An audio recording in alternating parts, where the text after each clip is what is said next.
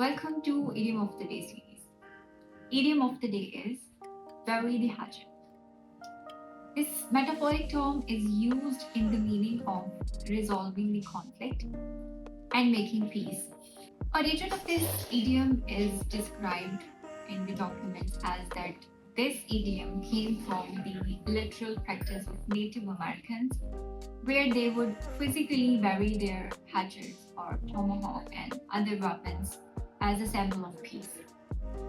During peace negotiations and treaties, the chiefs of the opposite tribes would bury their arms in the ground, and this is a ceremonial gesture to show that they are now laying down their arms and were committed to peace.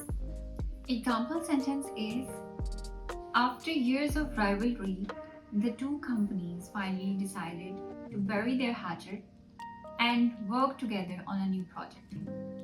And for other examples, you can also see the caption. Thank you.